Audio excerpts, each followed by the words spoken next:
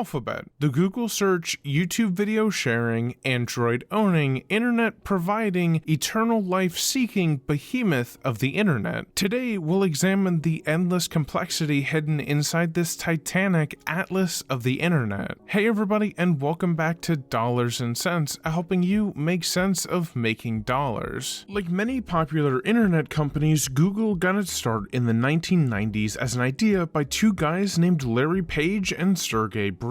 In their own words, they wanted to organize the world's information and make it universally accessible and useful. How would they tackle such a task? They created a search engine called Backrub. Seriously, the first version of Google was named Backrub. After a seriously needed name change and an investment from the founder of Sun Microsystems, Google finally had life. Initially, the investment served to upgrade the most important part of any tech startup's early life, the garage. Not just any garage, but the garage of a certain woman who would become the CEO of YouTube. The fledgling Google needed a proper space to function, because despite its seemingly simple objective, the new company grew very rapidly. By the end of its first full year, it had already indexed tens of millions of web pages. 2 years following, it began selling ad spots for when users typed in specific keywords. By 2002, Google had become so popular that Yahoo offered to buy the company for $3 billion.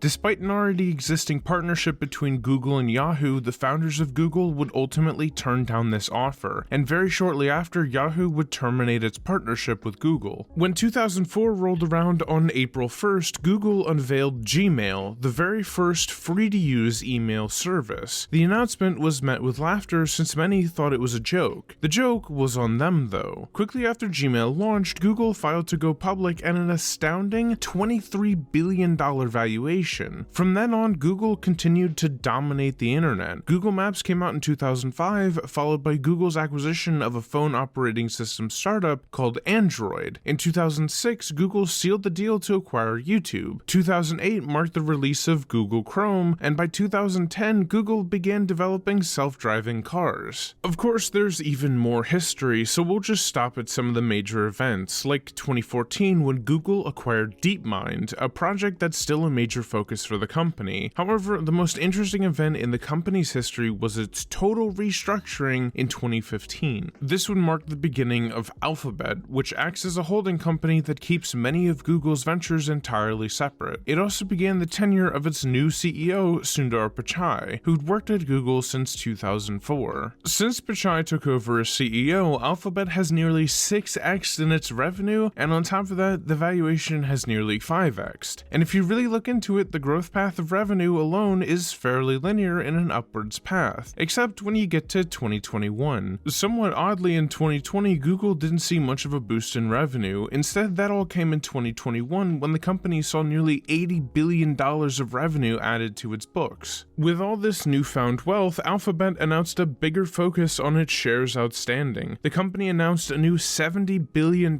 share repurchase program taking place over the next few years. With this, we see a fairly consistent decline in the amount of shares outstanding. Then we get to cash flow. Among all the tech companies, Alphabet is known for its massive amount of cash flow that it generates, averaging $37 billion over the last 5 years alone. Along with these extremely high cash flows is another fact that the company is very well known for, and that is the very high returns on capital that it reinvests back into its business. Last year alone, the return on invested capital was an astounding 23.9% against a respectable 13.6% average over the last 5 years. Also, given its tech company status, you'd think Alphabet wouldn't have a tremendous amount of debt, and, well, you'd be right. To say the company is saving for a rainy day is a massive understatement. It's got a mind-blowing $188 billion in cash on its balance sheet. With that kind of cash, it could easily cover every debt the company has and still have over $120 billion left over. However, if you were to buy some of its stock, don't expect a dividend. Of course, with all this money in cash flow and on the balance sheet, I'd like to see Alphabet announce a dividend, but I won't hold my breath either. When you break it down, and you start to see all that money, there's no doubt that you could call Alphabet a representative of quote-unquote big tech. An ironclad balance sheet, a ridiculous amount of cash, and steady growth despite its size. All characteristics of a company investors believe is a relatively low-risk, safe investment. But is it really? Let's take a look at what Alphabet's actually doing with all of its billions. Looking at it plainly, Alphabet's main revenue driver is simply ad revenue. It makes up 80% of the company's total revenue. Then, on top of that, most of that ad revenue comes from Google search. And I'm sure you know exactly what I'm talking about if you've ever used the search engine. You type in something, search, and are greeted by 3 or 4 web pages related to your search. And right next to them is a little logo reading ad. Well, there's a real company using real money to get that link to the top of your search. On its own, Google search ads account for nearly 42% of the company's revenue.